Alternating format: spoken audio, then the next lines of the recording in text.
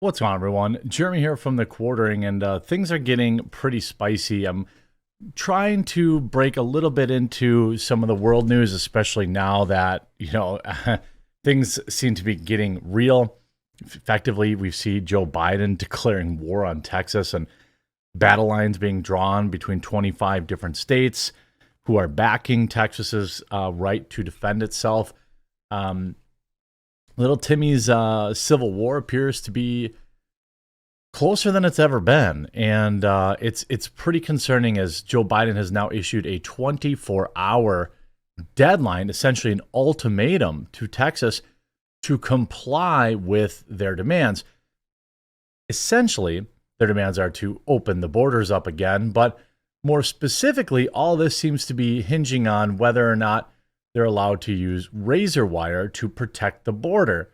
You know, the same razor wire that they've had up at the Capitol, that they were happy to have up at the Capitol to use against U.S. citizens. You could see Bo Loudon writes, the government that sued Texas to stop protecting U.S. citizens from illegal aliens using razor wire is the same that erected a 7-foot fence with razor wire around the Capitol to protect Joe Biden. It's a very fair point. Things are getting spicy and lines are being drawn. You see 25 Republican governors band together to support Texas in its fight to secure the border. My only question is now, what happens at the end of this 24 hours? Truly, I believe that Joe Biden is over a barrel here. I still think that he is in an absolute lose-lose scenario. There's really nothing. There's no good gambit here. There's no good move here. There's no good strategy here. He's screwed.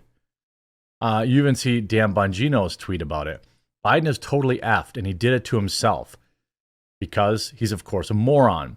Now he can either use force or the threat of it to force Texas law enforcement to assist in the invasion of their state, something they're, by the way, constitutionally allowed to prevent.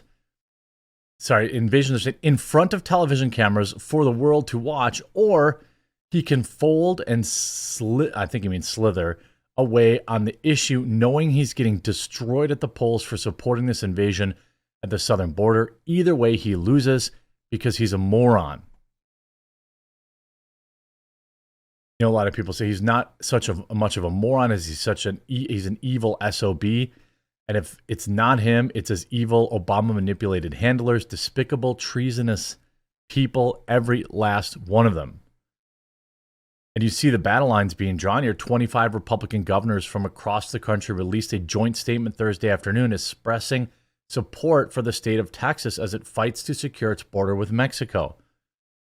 The statement comes as Biden administration is fighting to stop Texas from securing its own borders and preventing millions of illegal aliens from flooding the state. Quote, President Biden and his administration has left Americans and our country completely vulnerable to unprecedented illegal immigration pouring over the southern border. The statement signed by 25 governors said, instead of upholding the rule of law and securing the border, the Biden administration has attacked and sued Texas for stepping up to protect American citizens from historical levels of illegal immigrants, deadly drugs like fentanyl, and terrorists entering our country.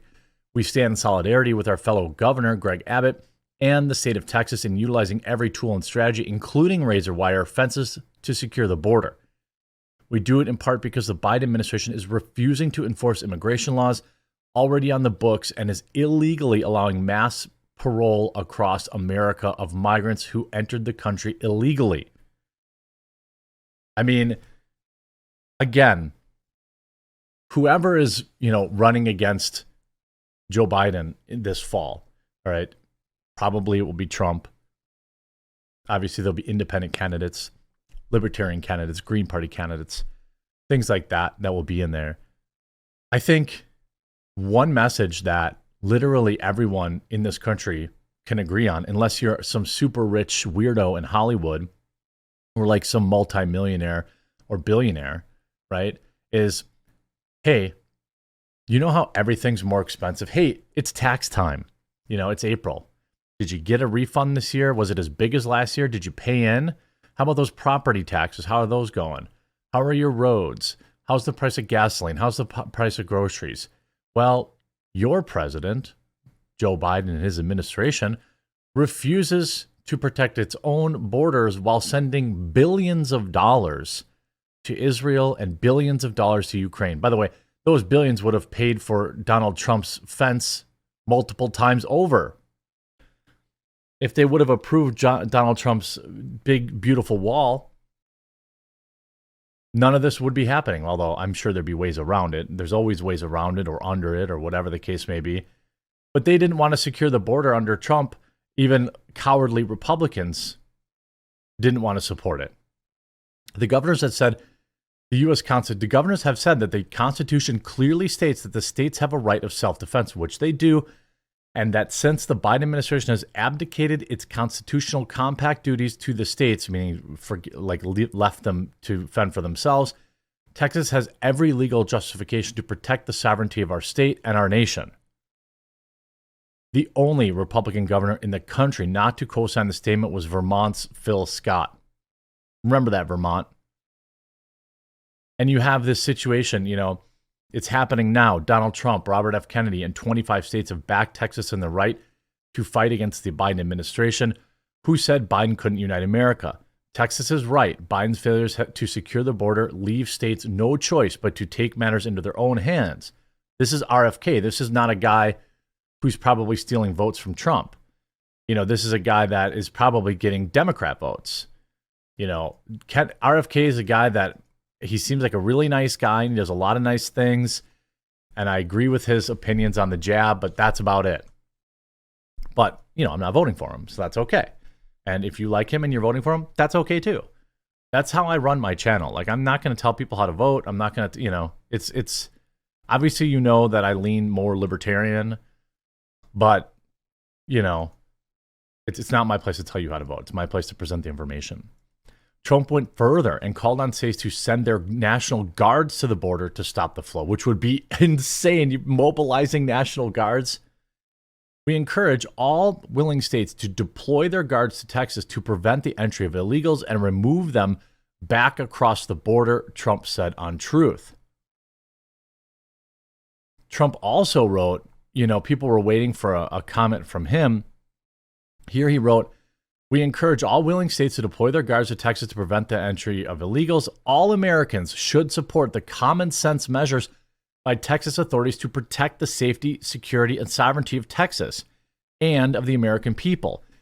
When I am president, on day one, instead of fighting Texas, I will work hand in hand with Governor Abbott and other border states to stop the invasion, seal the border, and rapidly begin the largest domestic deportation operation in history. Those Biden has let in should not get comfortable because they will be going home."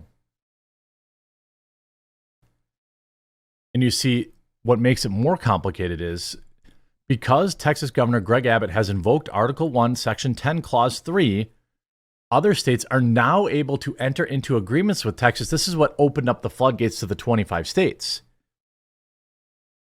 Enter into agreements with Texas to help repel the invasion that Texas is dealing with. Other states may now send troops and or equipment to aid in halting the border invasion. Which states will send troops and equipment to defend the border? I'm pretty sure Florida did. I'm pretty sure.